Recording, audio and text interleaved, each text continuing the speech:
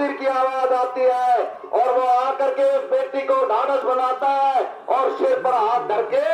उस बेटी को 1,01,000 रुपए दे करके एक नया इतिहास रचने का काम करता है। ऐसा बेटियों का भाई राजवीर फर्टिया, आपको एक ऐसा अनमोल हीरा मिला है, इसलिए मैं ज्यादा कुछ न कहते हुए आपसे प्रार्थना करूंगा और मैं भाई राजवीर जी को बुलाना चाहता हूं। मैं जब तक भाई राजवीर जी मंच से अपनी बात शुरू करें तब तक आपके तालियों की जोरदार गड़गड़ाहट भाई राजवीर के लिए बढ़ती रहनी चाहिए। भाई राजवीर जी आए और आज के शहर के अच्छी कार्यक्रम को सफल बनाने के लिए आप सबका धन्यवाद करें। साथियों,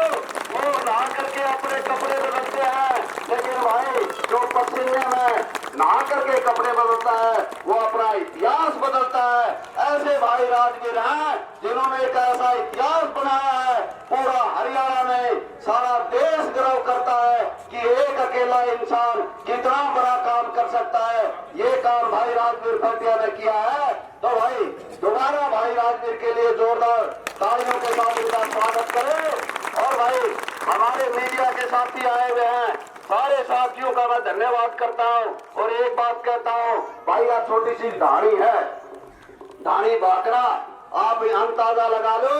ये छोटी सी ढाणी कितना बड़ा खुरका कर सका है। हर घर से मेरी माँ भान बेटे हर व्यक्ति यहाँ गांव के चौक में आया हुआ है। सबका धन्यवाद। और भाई राजवीर फर्टिया, भाई राजवीर फर्टिया जिंदाबाद, जिंदाबाद, जिंदाबाद, जिंदाबाद, जिंदाबाद। ढाणी बाकरा के तमाम मैं देख रहा हूँ एक छोटी सी ढाणी, और उसके बावजूद भी मैं देख रहा हूँ मेरी बहुत ही सम्मानित और आदरणीय मेरी माता शक्ति, इतनी तादाद में शायद घर में कोई मेरी माता बहन इस ढाणी में घर में नहीं होगी। आज यहाँ पर आकर के जो इस कार्यक्रम की आप लोगों ने जो इतना ढाणी बाकरा गांव में पहुंचने पर हमारे नौजवान साथियों ने 6-7 किलोमीटर के लंबे काफिले के साथ गांव में पहुंचने पर जो आप लोगों ने हमारे गांव के मौजूद लोगों के आशीर्वाद से जो आप लोगों ने मान सम्मान, जो फूलों की जो वर्षा आपने की मेरे ऊपर, उसका मैं पूरे गांव का दिल की गहराइयों से धन्यवाद करता हूं।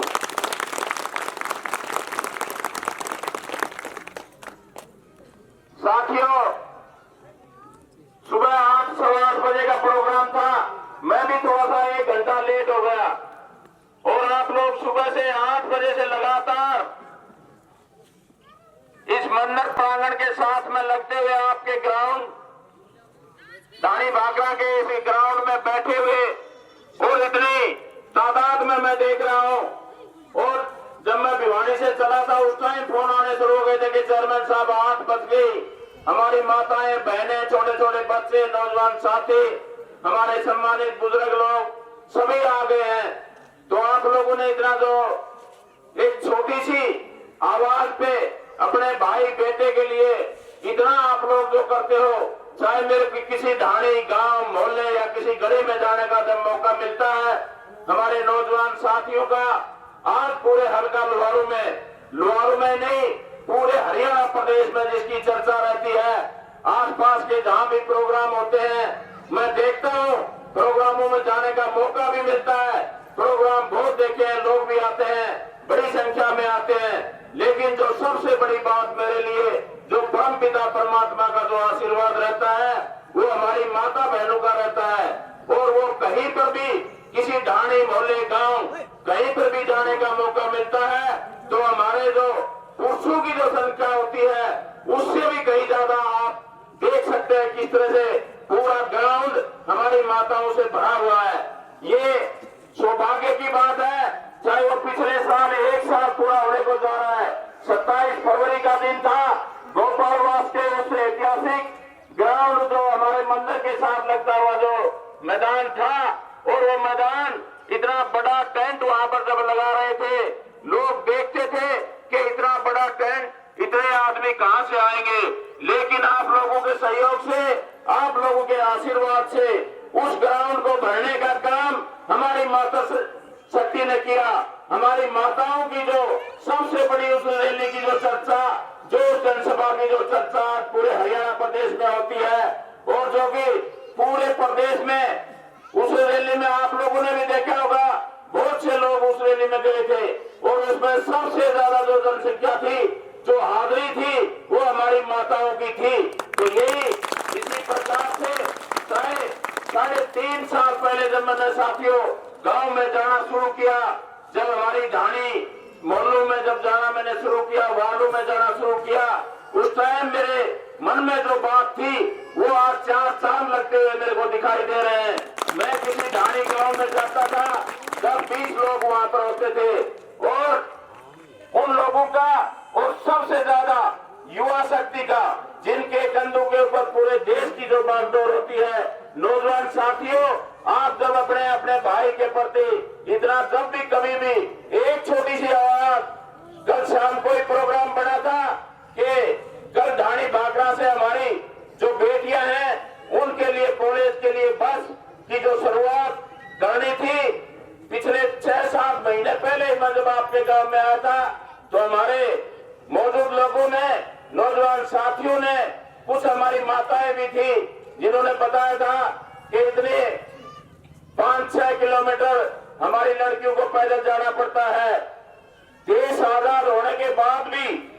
कितने साल के बाद भी आज कोई सरकारी बस्ती यहाँ पर सुविधा नहीं है। घोषणाएं की गई, बताया गया कि हम बस चला रहे हैं, लेकिन वो घोषणा ही रह जाती है। बड़े बड़ी अखबारों में खबरें छपती हैं, 600 बसें हरियाणा गवर्नमेंट खरीद रही है और उसमें से 20 बसें हल्का लुहारों के लिए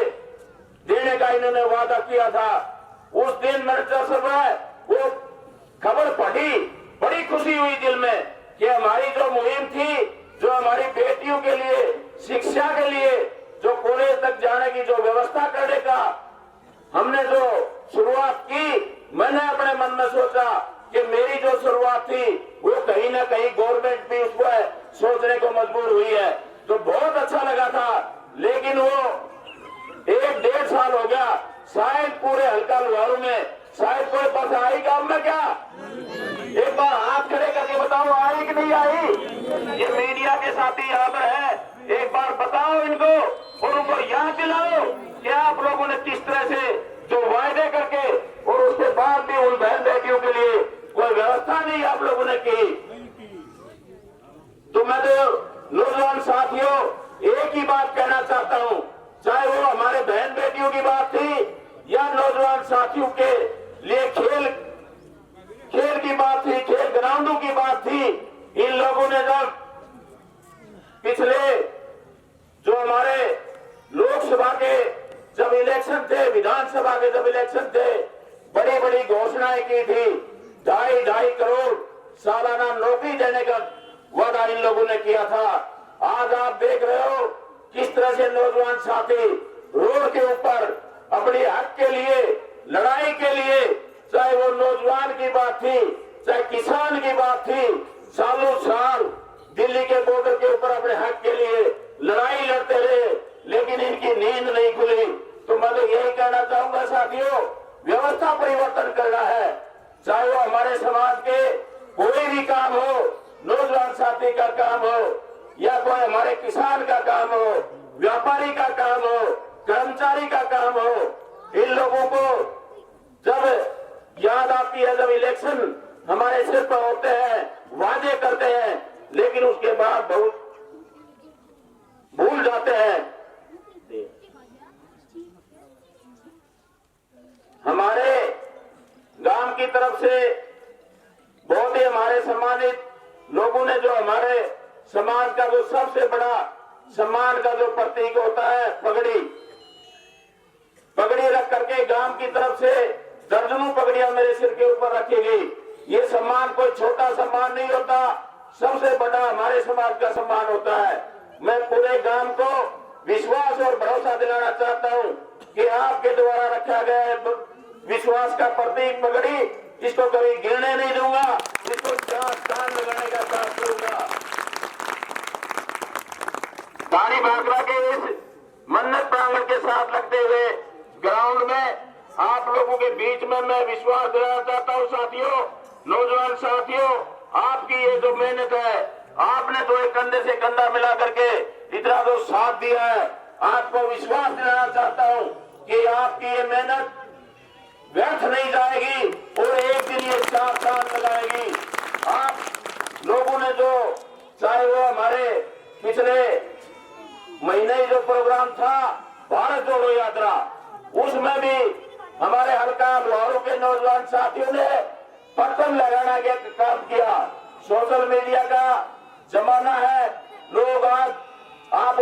जो इस ग्राउंड में कार्यक्रम कर रहे हैं, लाखों लाखों लोग, चाहे वो अमेरिका या दूसरे देशों में भी बैठ करके इस कार्यक्रम को देख रहे हैं। जब वो भारत जोड़ो यात्रा थी, उसमें देखा होगा हल्का लोहारू के हमारे नौजवान साथियों ने पूरे देश में नाम करने का काम किया। राहुल गांधी से हमारे मीडिया के लोग सवाल करते थे कि राहुल गांधी इतनी ठंड में कैसे टी शर्ट में चलता है। हमारे नौजवान साथियों ने टी शर्ट उतार करके उस सवाल का जवाब देने का काम किया। तो इसी तरह से जब कभी भी मौका लगा, चाहे वो कांग्रेस पार्टी के हमारी मेंबरशिप का काम था, उसमें भी पूरे हल्का लोहारू से 94,257 कार्यकर्ता बढ़ करके अपने भाई के प्रति राजवीर भटिया के नाम से जो आप लोगों ने पूरे देश में एक कीर्तिमान स्थापित करने का काम किया, तो मैं तो यही कहूंगा कि आप जब कभी भी मौका मिलता है, आप इतना मान सम्मान देते हो, तो इसके लिए मैं आपका दिल की गहराई से धन्यवाद करता हूं। और आज जिस बात की इस एरिया में 3-4 गांव मेरे घर से छूटे हुए थे लड़कियों के लिए, तो वो कॉलेज तक जाने के लिए और वो वापिस घर तक छोड़ने के लिए ये बस आज पूरी हमारी जो राजवीर भटिया के नाम से जो टीम है, ये बस कोई राजवीर भटिया की न मान करके अपनी बस माने और अपनी बहन बेटियों को ज्यादा से ज्यादा कॉलेज में भेजें। शिक्षा के क्षेत्र में मैं आपको विश्वास दिलाना चाहता हूं, अगर और भी कोई जरूरत पड़ी तो राजवीर भटिया आपके लिए तैयार है।